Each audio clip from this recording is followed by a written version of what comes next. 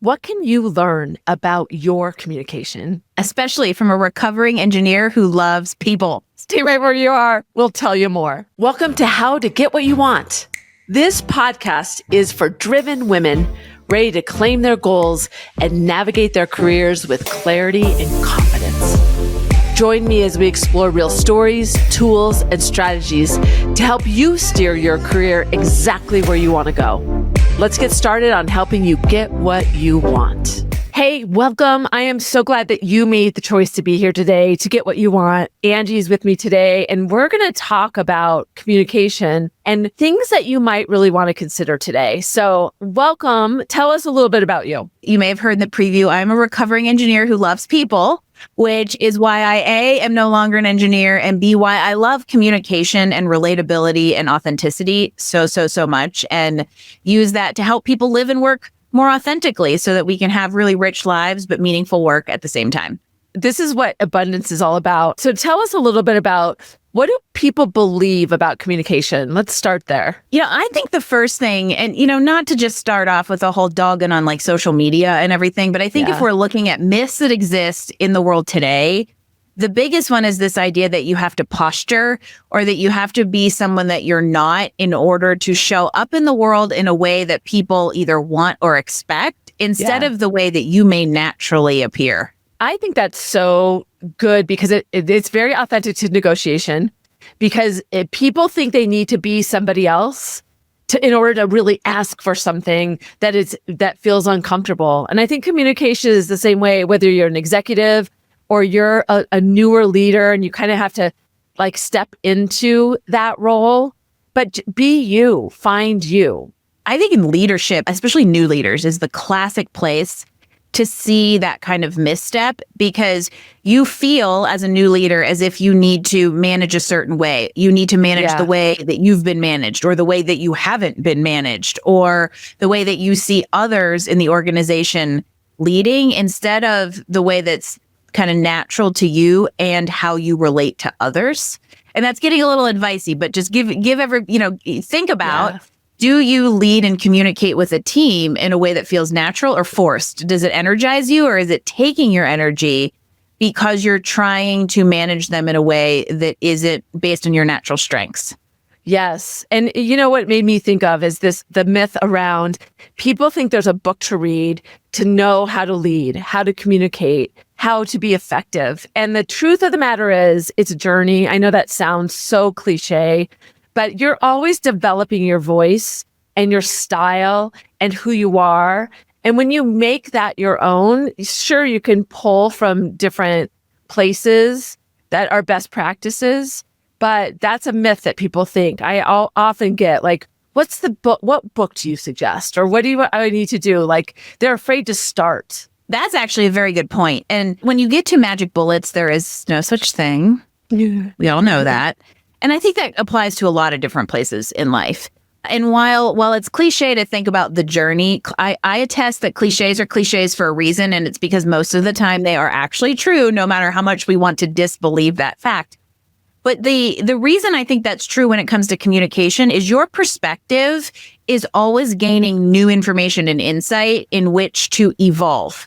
It may not completely change. However, the lens you wear today is going to be different based on an experience or an exposure, and it should, right? Unless you're putting yourself in an isolated hole of a silo, you should be out getting different perspectives and building the empathy that helps you continually evolve your communication skills and continue along the journey that is the growth of life. You stop learning and you die. It's so interesting to hear you say that, because I say it with different words, which I love too, because you never know how what it best lands with people. Is we're always shifting, and you're not the same person you were yesterday. And even looking back or journaling about that, who that person was then, accelerates your ability to grow where you need to go.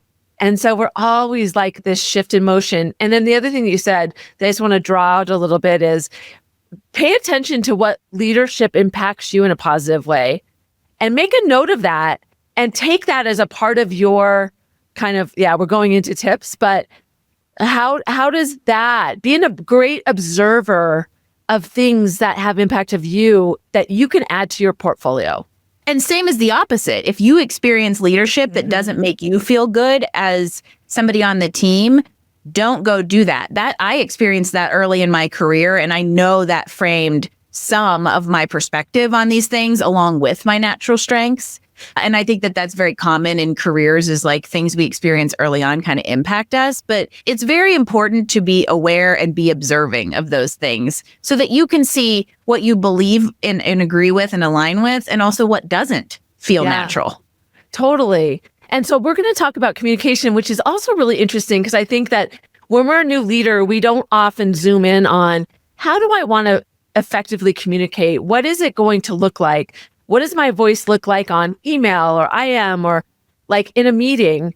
And I mean, we're going to kind of talk a little bit about that idea, right?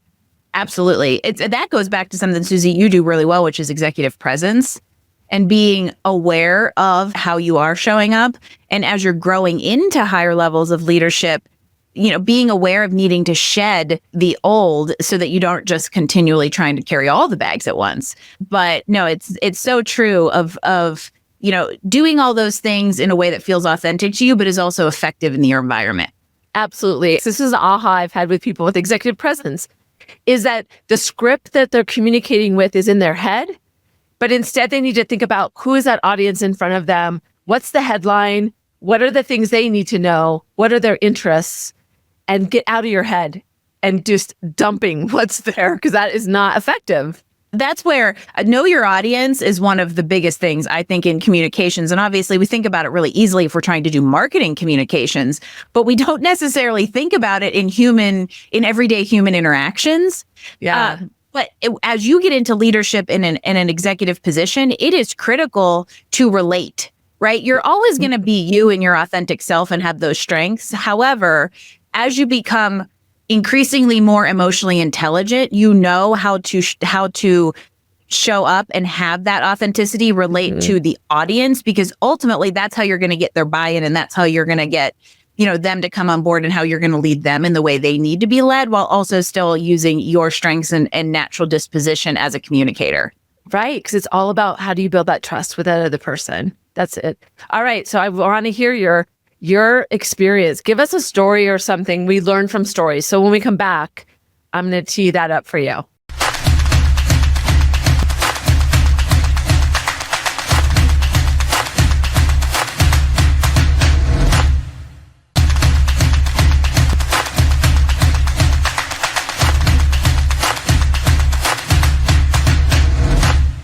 So we learned so well through illustrated stories. And so I'd love you to share. I have no idea what you're going to share, but I'd love to hear a story from you. I love storytelling in general. And I actually think it is, if we're talking about communications, I don't think it's used enough to communicate things and build that kind of relatability. And so, I love that we get to kind of bring the real look. And I don't know why this is what's in the front of my mind, is I recently was working with a small team, since we're talking about communications and leadership, where it's a little bit of a flip of the script of what we've talked about so far, Susie, where the leader was the most effective communicator on the team, but it wasn't actually being received, even when put in the context of the people that leader was talking to. And so it really created a disjointed and, on some level, kind of toxic interaction, also because there happened to be, one bad egg there that was disrupting everything. And so I think that's also important, is like, we can do everything we can as leaders to communicate well and communicate authentically, and even relate that to somebody. But also it's our job on the other side to be receiving of that. And that's that kind of empathy piece, because what we had going on here was this idea that one person on the team thought they knew what was right all the time. And that was not actually the leader. And even if it was the leader is not always right all the time. And this was like one of those situations where they would talk the talk, but wouldn't walk the walk, and make hard decisions and choices, and say to certain people on the team, like, hey, you're not receiving this communication well, no matter how well we say it.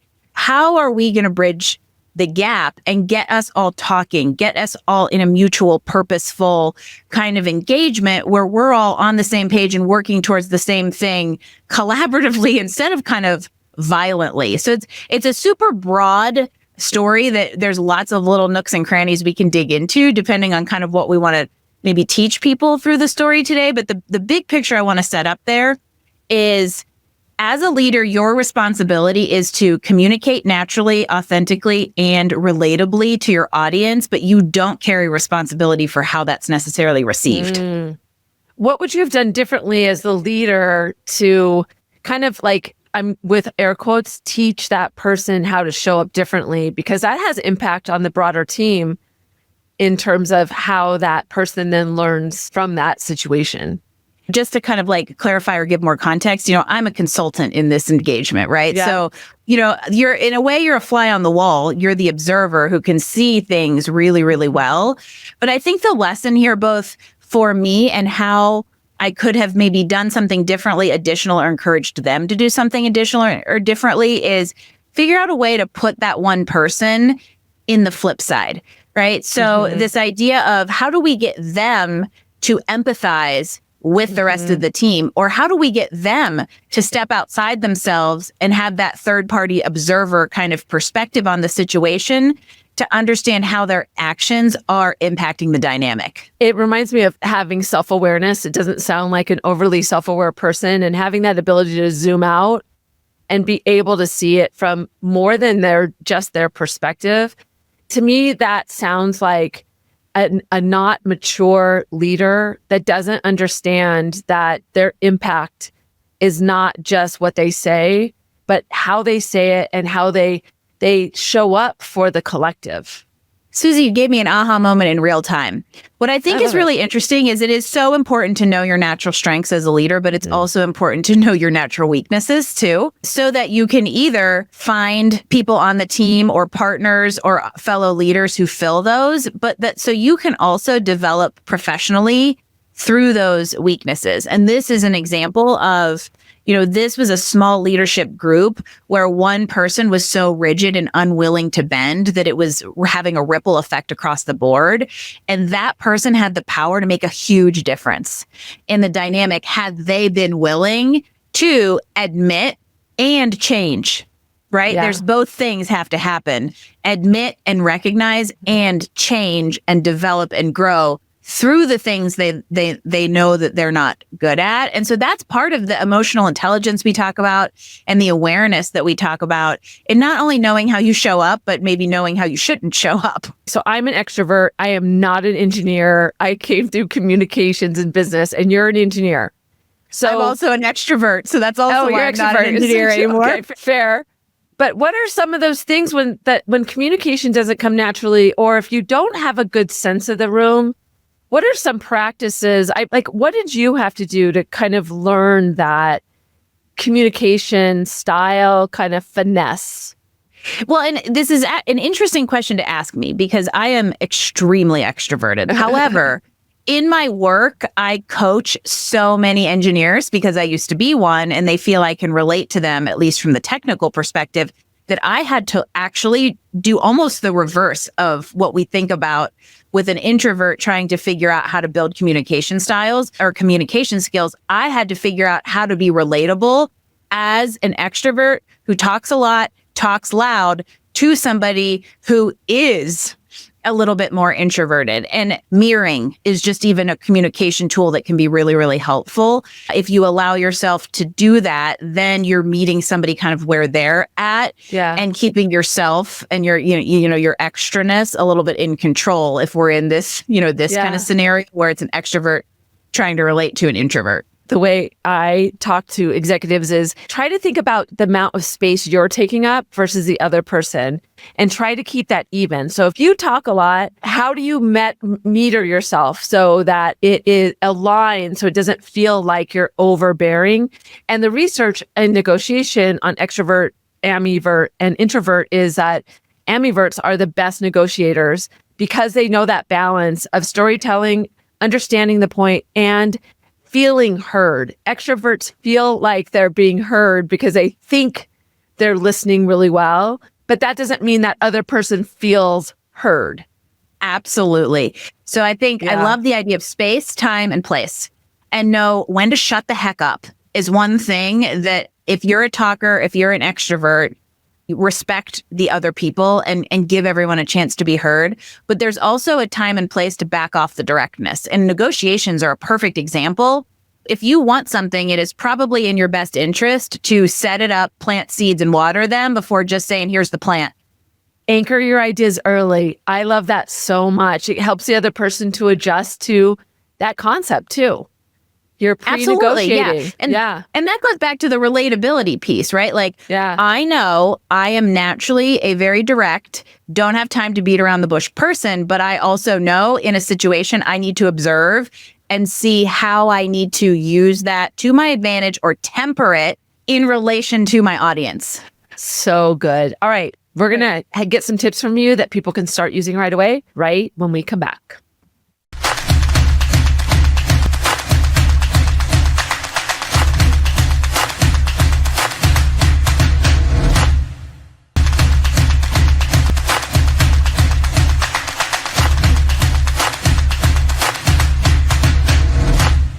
All right. So the tip part, we've given some nuances. I'm really curious to know what are the three that bubble up for you. So start with the first one, explain it to us, and then give us some examples. I love practical advice, so I appreciate this. First is essentially the nature of our whole conversation, which is be more you and less who you think you needs to be. Nice. And I would also kind of add to that the layer of don't be afraid to get to know that person. And this might mean, so here comes 12 tips inside of a tip. This might mean needing to give yourself quiet and disconnect and no phone and meditation and, whatever other mindful things come in so that you can get in touch with who you is so that you can be more of that. Nice. I love that. And obviously that can go overboard when you are so unapologetically you just want to offend everyone. Yeah. That's not what we're talking about here, because that isn't, I would venture to say that's not authentically you, right? That's trying to be on show. But in the day and age of social media, there is so much of this who I need to show up as thing instead of just being you. Yeah. So don't do that to yourself. Yeah. I love that. All right. What's your second tip? My second one is just as much as I encourage you to get to know you, get to know other people and build the empathy that we talked about that helps you continually feed the meter of your perspective and your lens on life. It's very easy to surround yourself with people who look and think like you, and it's the worst thing that you can do for your personal development, for your career development, and for the world. The bigger tip is step out of your silo and seek out different perspectives because it will help you do the second part. It will help you understand and be more relatable when you're talking to somebody from a different culture or a different part of the country or a different career background, even or a different level if you're an executive. If you're an executive and all you ever do is sit around a boardroom, you're out of touch. Don't be out of touch. Don't be out of touch. How can you get on their side of the table so that you can consider them when you're communicating, what words you use, what's important to them? Social awareness is a hot commodity, everybody. Bonus. Absolutely. Yeah, exactly. All right. What's your third tip? My third one is, actually, I set myself up pretty well. Just as much as social awareness is a hot commodity, so is the knowledge that you have in your brain, and don't hoard it. So when you kicked us off, Susie, I love what you said about, we could easily look at each other as competition instead of collaborators. And I think you could think the same thing about the knowledge that you have in your head and that you need to protect it and you can't do anything with it because then somebody will steal it. Give it away. Give your best stuff away. And whether you're, that in the entrepreneurial world, that tends to really support the purposeful, conscious entrepreneurship I'm passionate about. But I think even if you're an executive, that's where mentorship comes in. And that's where you have the ability to provide impact beyond your job in taking your experience and your knowledge and your communication skills and feeding others with them. Oh, I love that so much. And it is hard to do because it does seem counterintuitive. But if you are holding back, because I remember I didn't get along with one of my colleagues. We didn't have a great relationship. I felt like he was stealing my ideas because he would. And so when he was in a meeting, I would be reserved and I didn't like to share. So check yourself and change that if you can. because you should be open. And if there is a reason why you feel constrained, go to the core of that and see what you need to adjust there. That's a really great real world example of even at work, how that concept can make a huge difference to just even you individually of fearing the share, right? It quieted you and kind of like, kept you in a corner at work. And no one wants to be unheard because they feel like they are unsafe doing so. All right. So let me see if I can remember these. Be you, consider them and how you need to show up. And then don't restrict your wisdom and your ideas. And I would say too, don't dilute them by going, I don't know if this is a good idea, or I don't know if this is dumb. Like, stop doing that. I call people on that all the time. Stop shitting all over yourself. Yeah, stop shitting. Be confident in what you know and also in the opinions around things, because it's also okay for those opinions to spark discussion. That goes back to number 2 of creating discussions with different perspectives that builds empathy. This is just, see how it's like top down, bottom up? People are going to have to listen to this episode like 5 times to get all the nuances and tips, because we've just like landed 25. We are the collective, but not individually. Our collective. We'll be right back. Stay right where you are.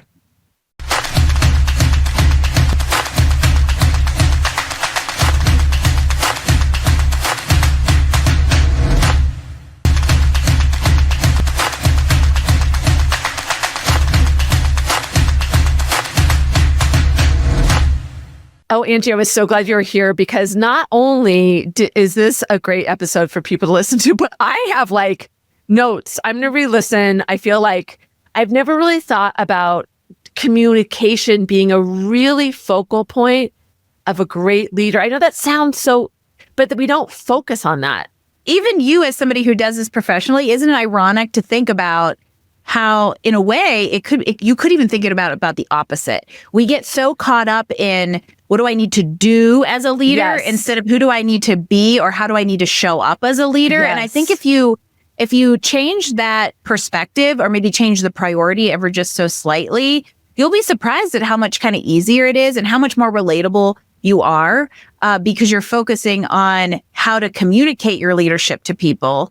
You're showing instead of telling, and that's infinitely more powerful, to go back to the storytelling piece. Yeah. But even in leadership, you said that so well, and it increases your influence when people trust and people start to get to know you. So, I love that. So, tell people about how to find you, how to connect with you. Oh, trust, by the way. There's a whole other episode, Susie. Absolutely. You can find me if you want to follow along on all of our journey and antics, I'm on LinkedIn and I post profusely. And so whether it's pork rinds for a snack, the cat, mountain biking, or actually a leadership lesson, it's there. Just as Angie Callan. And if you want to find out more about what I do in the world of, career business and executive coaching, you can find me at careerbenders.com. Oh, okay, good. I'm going to follow you and start doing some wacky things because I'm really goofy and I don't think I do it enough. So you'll be my inspiration. Thank you for being here. If you love this podcast, my newsletter even goes further. Every week, I send exclusive negotiation scripts and real world case studies because it's just my world and I'm living in it. So it's all I know. Remember, negotiation is more than a skill. It's a mindset. Until next time.